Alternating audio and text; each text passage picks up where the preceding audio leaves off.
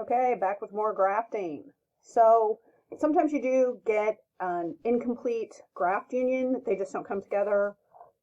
Typically, they're just incompatible if all of them don't work. If you just have a couple in a graft that you've done, it just means you didn't do that one very well.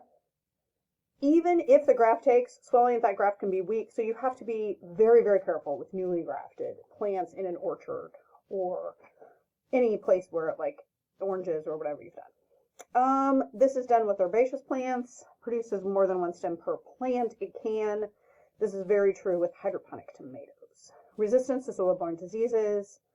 For these herbaceous plants, you get a modified whip or a cleft. Usually that little whip, it's done a little bit differently, but it looks the same, and that's how they do tomatoes. The tomato grafting is typically to make a stronger stem, and especially for hydroponics, use a stem that they know can hydroponically grow well. Types of cutting used. Cuttings remain on the plant until they're rooting or rooted. The types are simple tip, mound, air. This is plants with long shoots emerge from the ground. Shoots sometimes get bent over. They're placed in a hole. The tip recurved to rise above the hole, and it's curved. The shoot is bent, and the tip is buried in the ground. The mound, the plant shoots are trimmed close to the ground and covered with soil. In the air, the stem remains above ground. The stem is nicked a little bit through the bark. Oxen is usually placed at that area. It's wrapped with sphagnum moss and covered with plastic or foil, and the root develops in the wrap. So basically, you nick it, you apply oxen, you wrap it, and then the roots will start growing there, so you can cut it off below there, and you already know that you're going to have the roots. So here's some examples of those. Here, you're just going to bury this guy, and he's going to grow a new plant. Here, you're going to kind of pin him down with some kind of a stake. When he starts rooting, you'll cut this off and you'll have your own root. Sometimes you will just cut the tops off and have it regrow.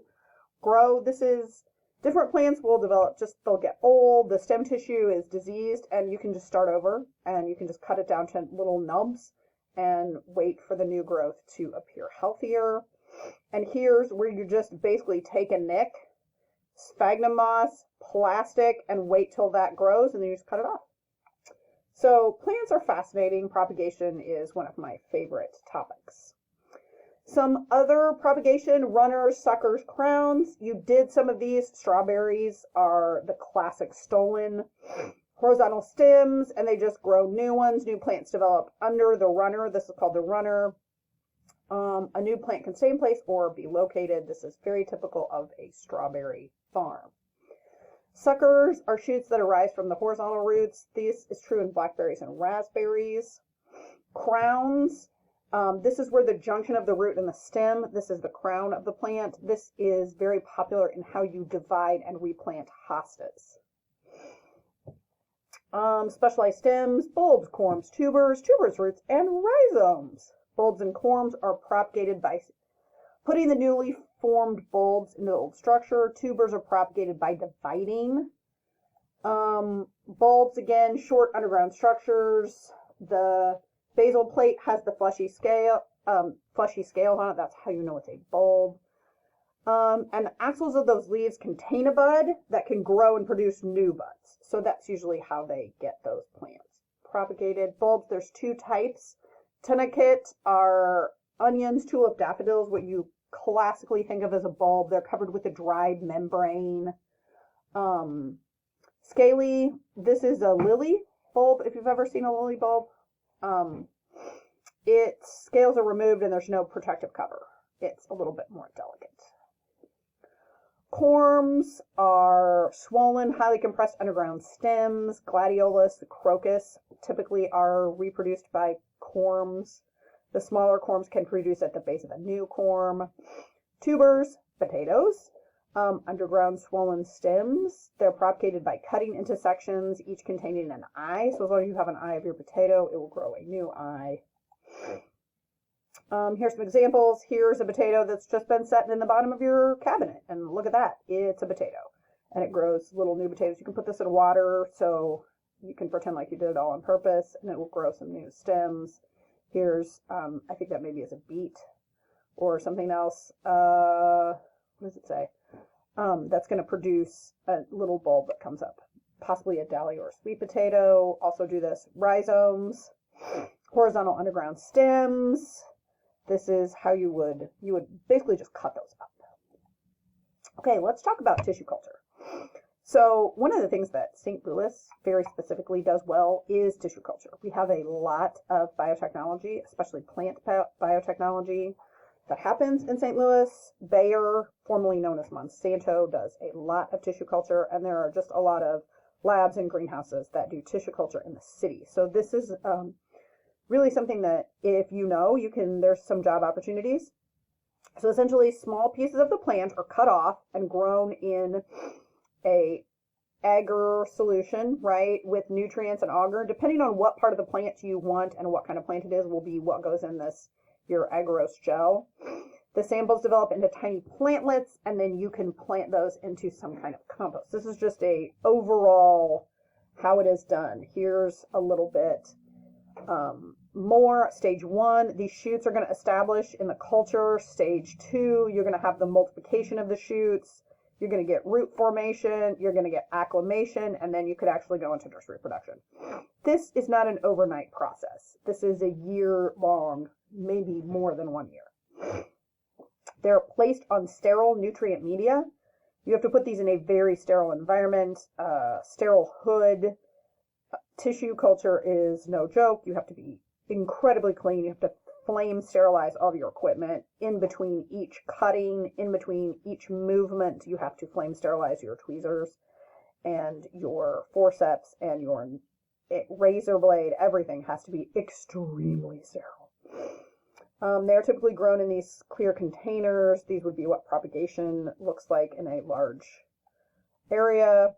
They develop this kind of callus, so it's not as pretty. Like here, it looks like it's going to develop a tiny plant. It usually looks like this, just like a blob of green, undeveloped tissue. You don't know what it's going to grow into.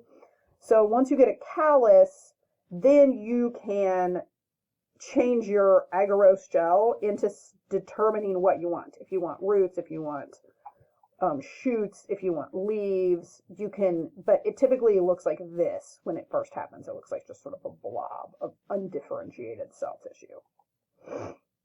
Huge numbers of plants can be generated in a relatively short time, and they are all genetically identical. This is the real beauty of this situation, is that you can grow stacks and stacks of them. Nearly every plant tissue can be used if the right media are selected. Typically, your media involves some kind of micronutrients, salts, sugars, growth regulators, a yeast extract. Coconut milk is popular. And this is a very typical, these boxes are what you usually see in a tissue culture box. This is what a typical tissue culture looks like. I don't know if we have an environment that will allow that to happen, but I will try and get you guys some tissue culture to at least look at. Biotechnology. Essentially, this is developing organisms by biotechnology, molecular biology. So these are transgenic organisms, also called genetically modified or GMOs. All organisms except clones are genetically different from their parent, and they can be modified. Can also be modification of genes with just one individual. Let me talk about what that looks like real quick. DNA to RNA, this should be just, you should know this information. You identify your gene of interest, you excise from the chromosome, you use an enzyme clip. If more genes are needed, you use PCR to amplify it. Essentially, you're going to insert your gene into a plasma, which is a small circular piece of DNA. You're going to replicate that. Typically, you're going to put them in Agrobacterium tumefaciens, and that's going to inject the plasma into the cell. If not, you can do that with the gene gun. That's going to be for things like corn. Monocots and dicots behave differently. Not all cells in recipient plant are transformed. Cells are separated, tested to see if they carry the new gene. This is the thing that freaks people out. This is the thing that makes people weirded out about GMOs, is this gus, and that the fact that it fluoresces just really weirds people out. That is the thing you hear people being the most upset about, is the markers here. That's the thing that flips people out.